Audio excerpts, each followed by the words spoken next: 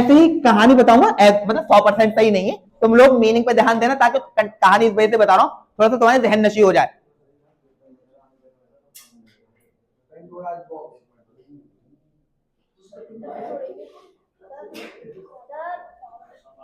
सात बज के 3 मिनट। हाँ, कीप पॉइंट। चलो सुनो बेटा, ग्रीस के लोग, ग्रीस एक जगह है, यूनान, ग्रीस, ठीक है, ग्रीक वर्ड एडजेक्टिव है जिसका मतलब होता है related to Greece. Relate, Adeep call काट दे वरना क्लास से जाओ बेटा। Keep quiet. चलो, पेंडोरास बॉक्स बेटा, ग्रीक मिथोलॉजी में ये माना जाता है कि दुनिया के अंदर जितनी भी बुराइयां हैं, उन बुराइयों की जड़ ये कन्या है, पेंडोरा। ओ, कोई बोलेगा नहीं, खामोश बैठो बिल्कुल। ये सुंदर कन्या है ग्रीक मिथोलॉजी में, ठीक है। हाँ सुनो बेटा, क्या होता है कि राजा होते, राजा, राजा के दो बेटे होते हैं, और ये सुंदर कन्या एक डिब्बे के अंदर बंद है, और हजारों साल से डिब्बे में बंद है। जब राजा मरने वाला होता है तो वो जो नेक्स्ट उसका एयर हाँ एयर होता है बेटा, तो वो उसको नसीहत करता है, बेटा कुछ भी करना इस डिब्बे को मत खोलना। अच्छा, सब लोगों को पता है कि इस डिब्बे के अंदर सुंदर कन्या है, कोई खोलता नहीं है।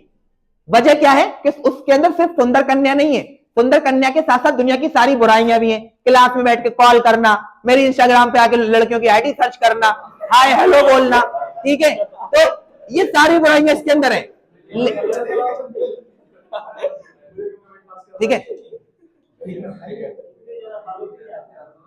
इतने गधे हो, मैं चाहूं तो तुम इतना फॉर्मली भी बता सकता हूं, थोड़ा सा खामोशी सुन लो, लेकिन कोई खोलता नहीं है बेटा इसको। क्यों? क्योंकि सुंदर कन्या तो है लेकिन सारी बुराइयां भी हैं। अब लास्ट में राजा का इंतकाल होने वाला होता है, तो वो अपने दोनों बेटों को बुलाता है बेटा, और दोनों बेटे कुंवारे होते हैं, बैचलर होते हैं, कुंवारे। क्या बात कर रहा है तू? सर कुछ पूछ रहा है भाई, पूछिए उनसे। बिल्कुल,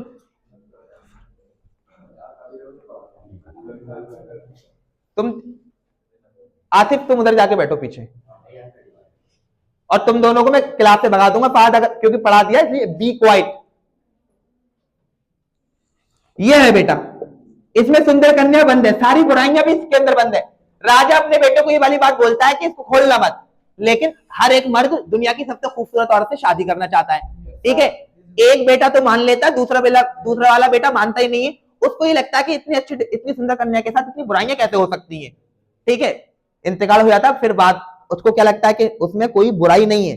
लास्ट में रात में एक दिन क्या करता है, लड़का उस डिब्बे को खोल देता है, ठीक है, डिब्बे को खोल देता तो उसमें सारी बुराइयां बाहर आती हैं।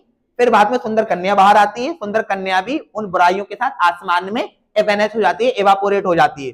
वहां से ये वर्ड आया पेंडोरास बॉक्स। मैं तुम्हें इसका लिटरल मीनिंग बता रहा हूं। मान लीजिए कि आपको कोई लड़की बहुत सुंदर पसंद आ रही है, आपको उसके साथ अफेयर हो गया, या लड़के के साथ अफेयर हो गया।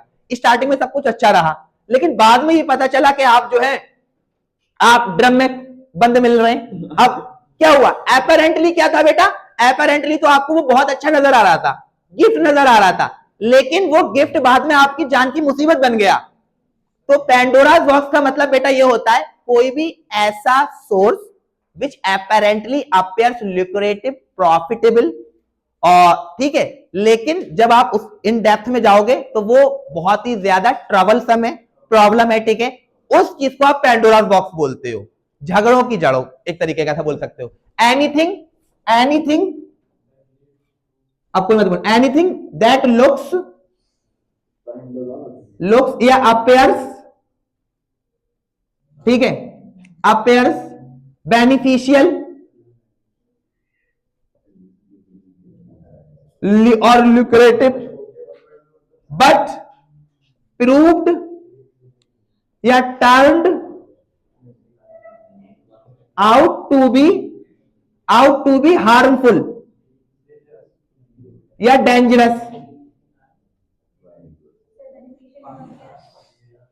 बेनिफिशियल के बाद बेटा ल्यूक्रेटिव, तो उसको पेंडोरास बॉक्स बोल सकते हैं। आजकल की शादी, आप ऐसे बोल सकते हो कि शादी जो है आज के वक्त में पेंडोरास बॉक्स है, ठीक है। Why are you acting like a nuisance? तुम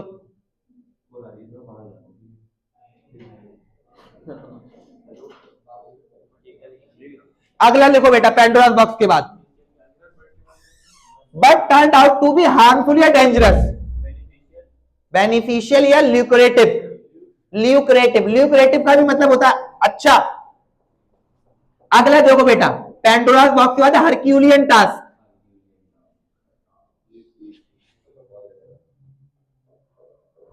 क्यों बोल रहा था हर, अरे भाई तूने रिपीट क्यों करा? मुझे बिल्कुल एक वर्ड नहीं सुनना चाह रहा तुमसे, खामोश बैठो बिल्कुल। फिर मैं कुछ कह दूंगा तो बहुत बुरा लग जाएगा। पिछली बार एक लड़का चला गया था, ठीक है, बहुत ही ज्यादा नेगेटिव। हरक्यूलियन टास्क का मतलब क्या होता है बेटा? ग्रीक मिथोलॉजी में हरक्यूल है, वो बजरंग बली है। जो काम कोई नहीं कर पाता वो हरक्यूल कर पाते हैं, ठीक है। तो हरक्यूल नाउन है, वहां से वर्ड हरक्यूलियन बना है। हरक्यूलियन टास्क का मतलब होता है वेरी डिफिकल्ट टास्क। जैसे आप ये बोल सकते हो कि एएमयू का लॉ एंट्रेंस निकालना या जामिया का लॉ एंट्रेंस निकालना, इन हरकतों पर हरक्यूलियन टास्क है। तो a very difficult task, a task that requires a lot of efforts. तो very difficult task, very difficult task, ठीक है। डिमांडिंग टास्क, डिमांडिंग टास्क उसको बोलते हैं हरक्यूलियन टास्क। और ये आया कहां से? हरक्यूल से। ग्रीक मिथोलॉजी में वो बजरंग बली है। एक देखो बेटा, ठीक है, सिसिफियन टास्क। सिसिफियन टास्क,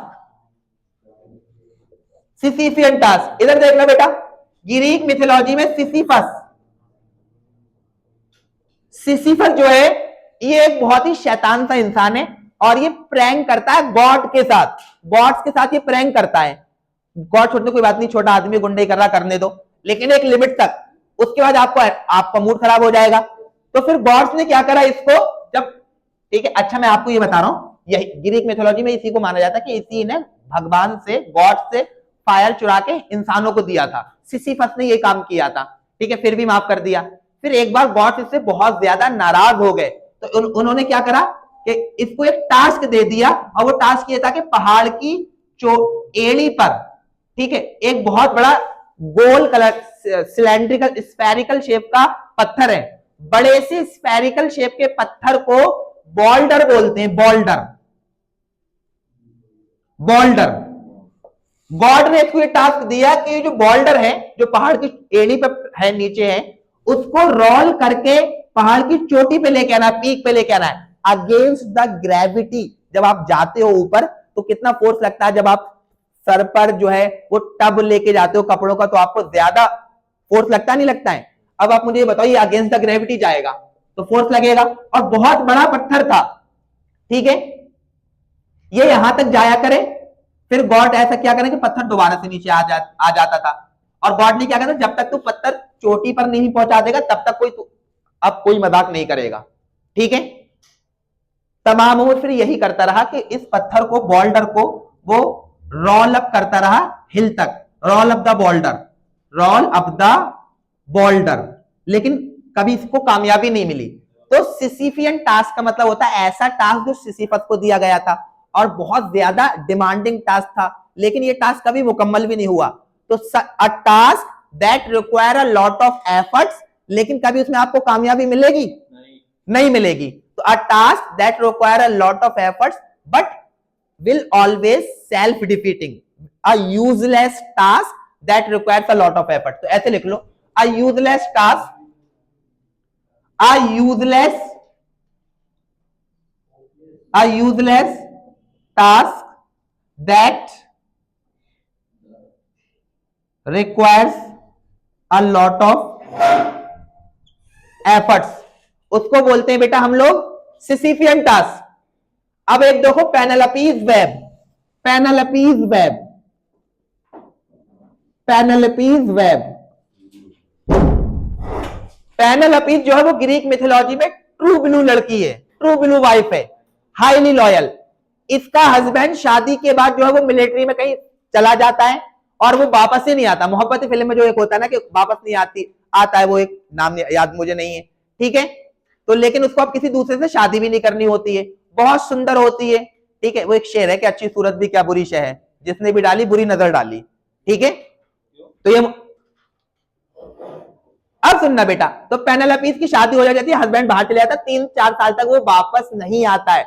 अब उसको दोबारा से रिश्ते आने लगते हैं, घर वाले भी कहते हैं बेटा शादी कर लो, अस्यूम कर लो कि वो मर गया, लेकिन वही कहती है ठीक है मैं कर लूंगी। कब करूंगी? पहले जब तक मेरा ये वो स्वेटर बुनने लगती है, स्वेटर, ठीक है, स्वेटर बुनती है, वो कहती है जब मेरी स्वेटर कंप्लीट हो जाएगी, बुन के कंप्लीट हो जाएगी, तब मैं किसी दूसरे का रिश्ता कबूल कर लूंगी। तो वो पूरे दिन जो है वो स्वेटर को बुना करती थी और रात में ले जाकर उस स्वेटर को खुद अनटाई कर देती थी, अनरेवल कर देती थी। मैंने बताया कि वो बहुत लॉयल बीवी थी, एक ही से मोहब्बत हुई उसको बेटा, वो शादी नहीं करना चाहती थी, लेकिन समाज का प्रेशर, फैमिली का प्रेशर, तो उसने उसमें कंडीशन लग दी। फिर ये हुआ कि उसकी स्वेटर कभी बुनी ही नहीं गई तमाम उम्र तक। तो पेनेलोपीज वेब का मतलब होता है ऐसा कोई भी टास्क जो कभी मुकम्मल ना हो, a never ending task, a never ending task, a never ending task, उसको हम पेनेलोपीज वेब बोलते हैं बेटा, अ नेवर एंडिंग टास्क। बात समझ में आ गया? अब मैं इनके बीच में डिफरेंस फिर से बता दे रहा हूं, कंफ्यूजन मत कर जाना। हरक्यूलियन टास्क भी, हरक्यूलियन टास्क डिफिकल्ट टास्क होता है, लेकिन ये अचीवेबल होता है, इसमें आपको कामयाबी मिल सकती है। लेकिन सिसिफियन टास्क भी डिफिकल्ट टास्क होता है, ये कभी मुकम्मल, ठीक है, लेकिन इसमें कभी कामयाबी आपको नहीं मिलती, ठीक है। पेनेलोपीज वेब एक नेवर एंडिंग टास्क है, और इसके अंदर ये नहीं कि बहुत ज्यादा डिफिकल्ट हो जिसमें आप खुद कुछ करना नहीं चाहते, ठीक है। तो ये तीनों में डिफरेंस याद रखना, Penelope's web, Herculean task, Sisyphean task. Is it clear? ठीक है। अगला देखो, एक्लीज हील्स, मैं ये कई बार बता चुका हूं लेकिन फिर से बता दे रहा हूं। Achilles heels, Achilles Greek mythology में 1000 करोड़ मन्नतों के बाद पैदा हुआ बेटा है, इकलौती औलाद है बाकी, ठीक है।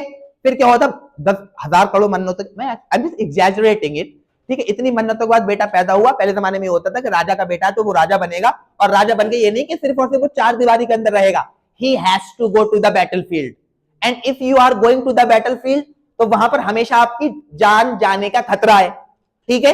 तो अब जैसे जैसे इसकी उम्र बच्चा पैदा हुआ, उसकी मां को टेंशन होने लगी कि फिर एक दिन तो राजा बनेगा, कोरोनेशन होगा, जान चले जाएगी, तो वो परेशान हुई। तो उसने एक बाबा से पूछा कि क्या हो सकता है कि मेरे बच्चे तमाम उम्र जिंदा रहे। तो उसने कहा ऐसा तो तभी पॉसिबल है कि जब आपका बेटा या तो जंग में ना जाए।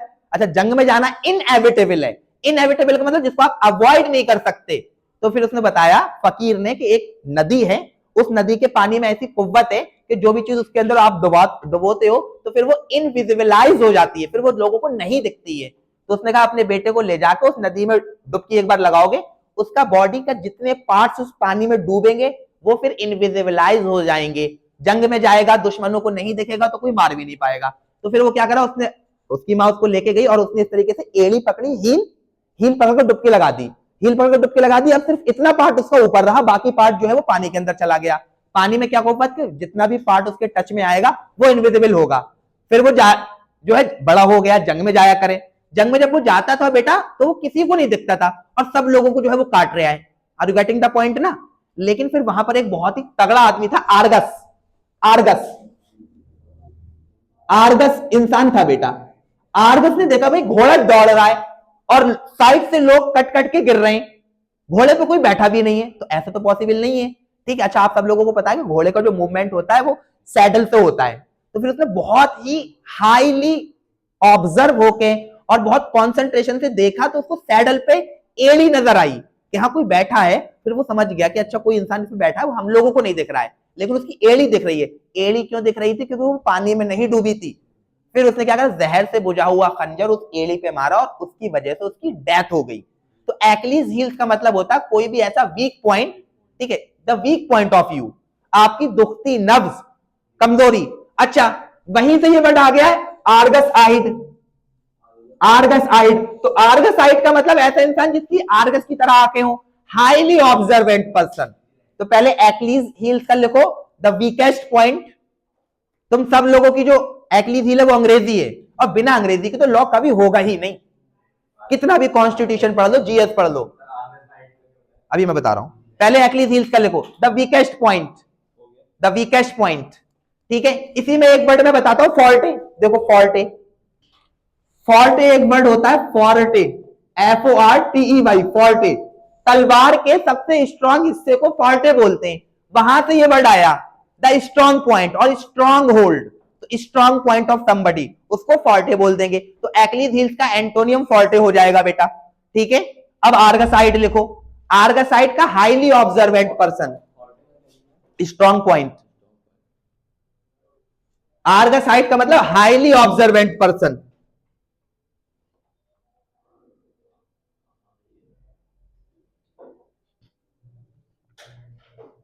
लिख लिया बेटा ये दोनों।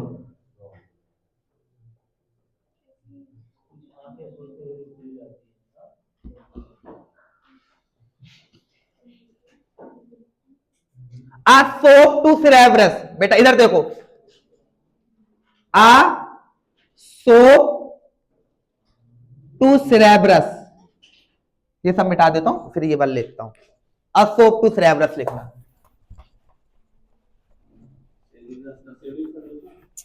अगर तुझे पता है तो खामोश बैठ। अब फिर दूसरों को भी लगता है ना, अच्छी बात नहीं है ये। आ सोप टू सिरेब्रस,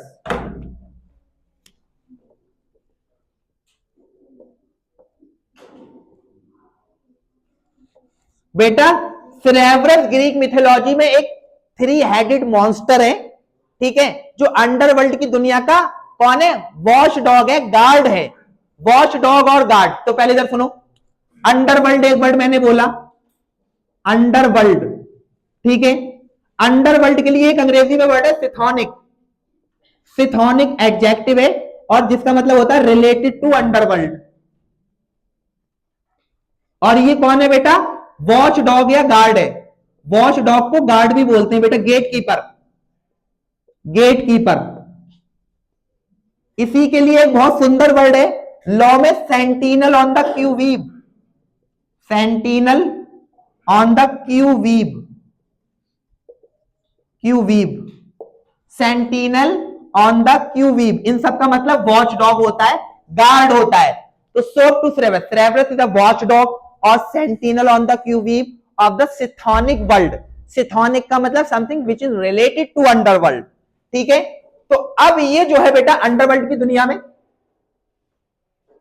अगर आपको जाना है, मान लो, ठीक है, ये अंडरवर्ल्ड है और इसकी दुनिया में आपको जाना है, तो आम इंसान तो जा नहीं सकता। जाने के लिए आपको क्या करना पड़ेगा बेटा, सिरेब्रस से एनकाउंटर करना पड़ेगा, और ये किसी भी फॉरेन इंसान को जाने नहीं देता है, ठीक है। अब यहां जाने के लिए या तो आपके इसके ताल्लुकात हो, फुप्पो का लड़का हो, खाला का लड़का हो, या फिर आप इसको रिश्वत दे दो, ठीक है। अच्छा, अगर खाला का लड़का फुप्पो का लड़का नहीं है, रिश्वत भी नहीं दे रहे हो, तो फिर ये बहुत ही खतरनाक है, आपको खा जाएगा, आपकी जान को खतरा है, ठीक है। तो अच्छा, ये नशेड़ी है, और ये बड़े लोगों के बड़े नशे होते हैं, हर इंसान को उनकी कमजोरी भी नहीं पता होती है ना। तो ये जो सोप है, सूप बेटा, ये एक तरीके का इंटॉक्सिकेटिंग सब्सटेंस है, इंटॉक्सिकेटिंग सब्सटेंस, इंटॉक्सिकेटिंग सब्सटेंस है बेटा, जिसका ये नशा करता है। अगर किसी को जाना है, या तो इससे रिश्तेदारी हो, या फिर बेटा ये इसको लाके पिला दो। जब ये लाके पी लेगा तो फिर क्या होगा कि ये तो टल्ली होकर गिर जाएगा, फिर आप अंडरवर्ल्ड की दुनिया में चले जाओगे। अच्छा, अगर ये सोप लेके नहीं जाओगे और आपका फुप्पो का लड़का भी नहीं है, आपका दोस्त भी नहीं है, तो आपकी जान को खतरा है नहीं है। तो मैं एक बात बताता हूं, मान लो बेटा आप हो और आपने रेड सिग्नल क्रॉस कर दिया, अब वहां पर जो पुलिस वाले अंकल, तुम लोगों का क्या आना जाना लगा हुआ है बताओ,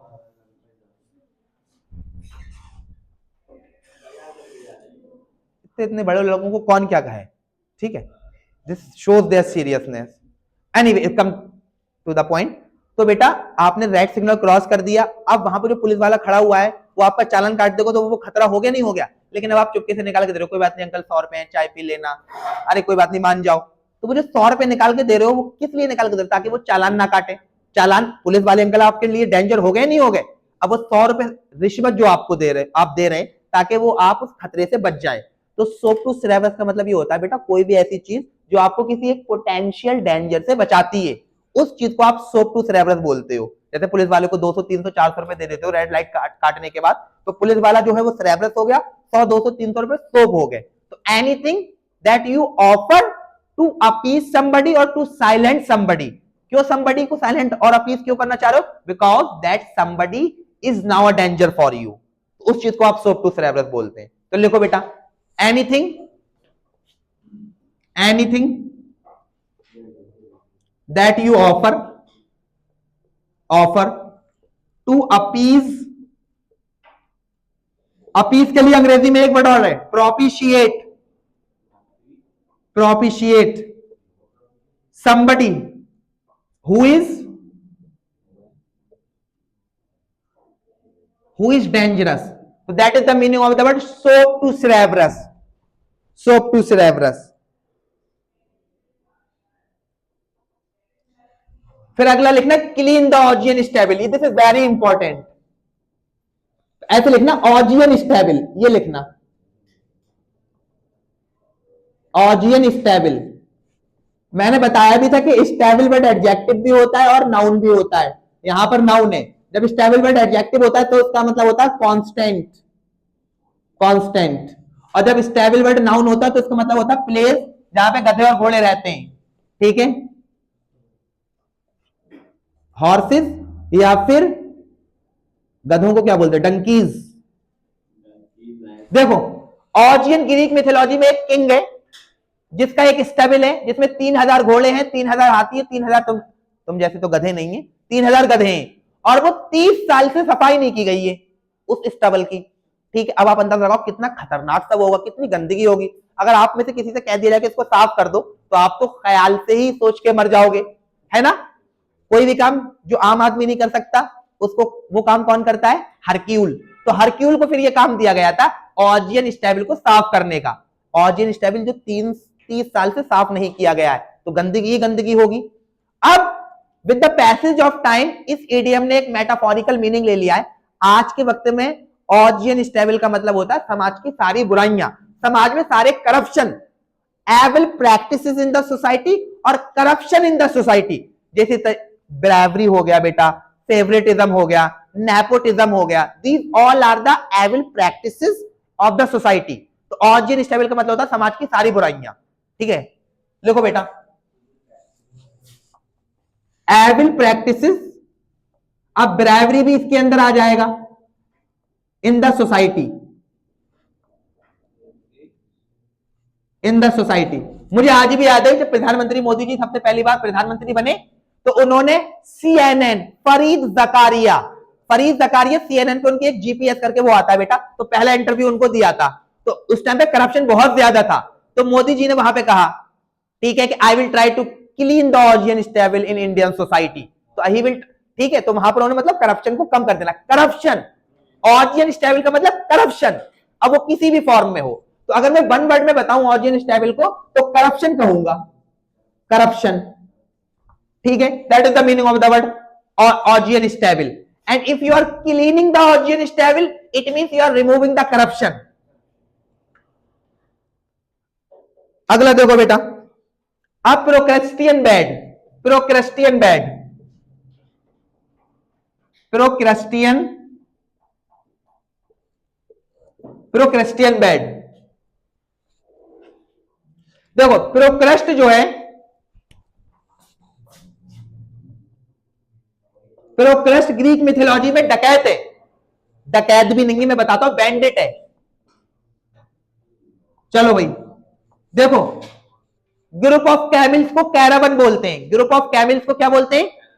पहले जमाने में जब लोग काफिलों में सफर करते थे ताकि उन लोगों उनको कोई लूट ना ले, तो ग्रुप ऑफ कैमिल्स को कैरावन बोलते हैं। एक तो ये हो गया, और एक और मीनिंग होता है कैरावन का, पीपल ट्रैवलिंग टुगेदर, तो उसको भी कैरावन बोलते हैं। तो कैरावन के दो मीनिंग होते हैं बेटा, दो, ये लिखो, caravan, group of camels, group of camels, और दूसरा बेटा people travelling together, people travelling together. Usually, अब इधर सुनना, पैदल चलने को अंग्रेजी में ऑन फुट बोलते हैं, बाई फुट कुछ नहीं होता, यूजुअली ऑन फुट। ये फ्रेज याद रखना, ऑन फुट, फीट भी नहीं है, फुट है, ऑन फुट। तो people travelling together on foot, caravan. ऐसे डकैत जो ट्रैवलर्स को लूटते हैं, कैरावन को लूटते हैं, उनको अंग्रेजी में बैंडिट बोलते हैं। क्या बोलते हैं? बैंडिट। डकैट्स हु लूट द कैरावन, बैंडिट, ठीक है। ये इधर सुनो, मैंने कहा लिखा प्रोक्रेस्ट। प्रोक्रस्ट जो है बेटा,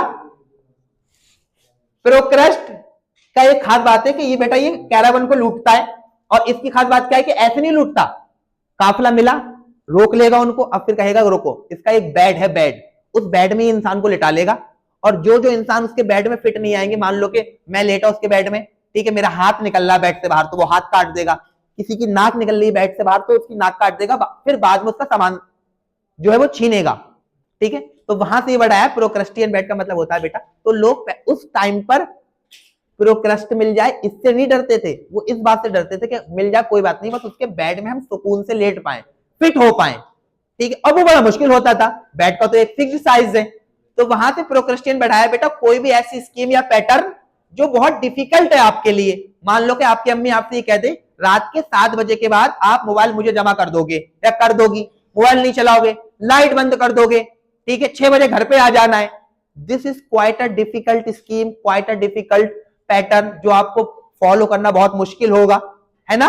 तो प्रोक्रस्टियन बेड का मतलब होता है एनी स्कीम या pattern which is difficult to follow, any scheme और pattern which is difficult to follow, Procrustean bed. लिखो बेटा इसका मीनिंग, एनी स्कीम और pattern which is difficult to follow, any scheme और pattern which is difficult to follow, any scheme और pattern which is difficult to follow, उसको बोलते हैं Procrustean bed, any scheme और pattern which is difficult to follow.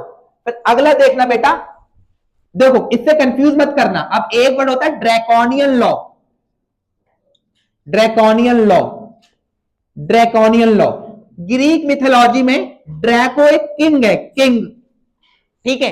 अब मैं बता दूं ग्रीक मिथोलॉजी में ड्रैको नॉर्थ कोरिया का वो समझ लो डिक्टेटर किम जोंग उन, कितने बुरे बुरे लॉज बनाता है कि 18 तरीके के बाल कटवा सकते हो, ये खा सकते, ये नहीं खा सकते, उसके जो लॉज है वो आम जनता नहीं मान पाती है, क्वाइट डिफिकल्ट टू फॉलो, ठीक है, बिल्कुल जुल्म करने वाले हैं। तो ग्रीक मिथोलॉजी में ड्रैको एक किंग है जो अपने लॉज बनाता है जनता के लिए, और वो लॉज जनता के लिए ऐसे हैं कि जिनसे जनता का खून चूस लिया जाए, जनता को सताने वाले लॉज बनाता है जो जनता के फेवर में नहीं है, अगेंस्ट है, रिप्रेसिव है, रिग्रेसिव है, हार्श है। तो ड्रैकोनियन, पहले मेरी सुन ले बाद में लिख लियो गधे, ड्रैकोनियन लॉ, लॉ जो ड्रैको बनाता है, और ड्रैको कैसे लॉ बनाता है, हार्श, रिप्रेसिव, ठीक है। तो उन लॉज को हम ड्रैकोनियन लॉ बोलते हैं। तो लिखो बेटा, a law which is harsh, a law which is harsh या repressive या regressive, repressive या regressive,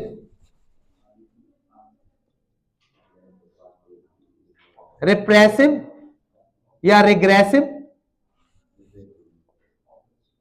या हार्श लॉ, उसको ड्रैकोनियन लॉ बोलते हैं, ड्रैकोनियन लॉ।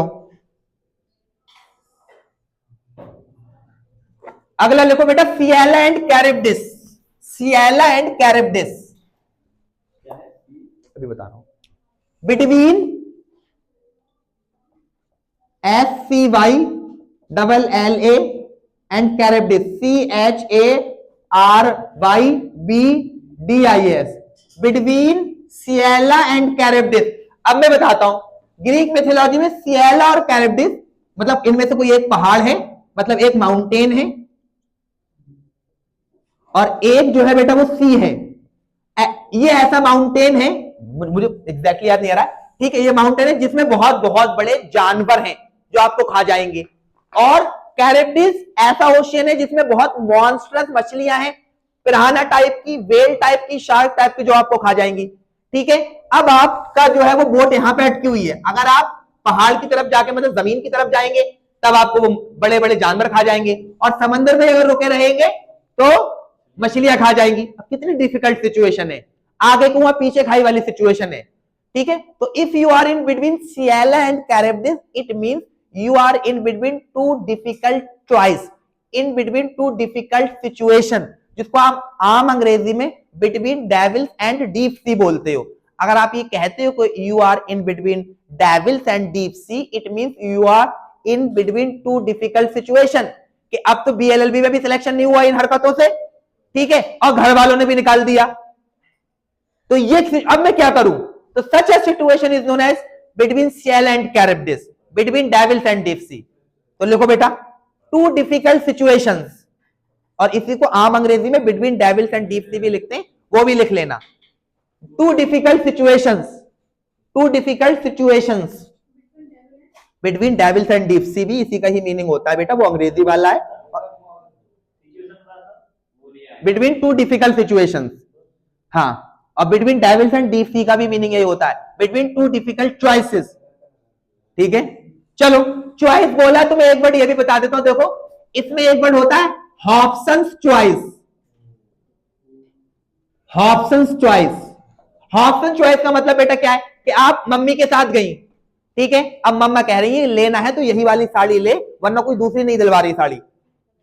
तो इस कंडीशन को जहां पे आपके पास कोई दूसरा ऑप्शन नहीं होता, दूसरी चॉइस नहीं होती, कोई दूसरा ऑल्टरनेटिव नहीं होता, तो उस सिचुएशन को, उस चॉइस को हॉब्सन्स चॉइस बोलते हैं। No choice at all, no option, no alternative वाली कंडीशन।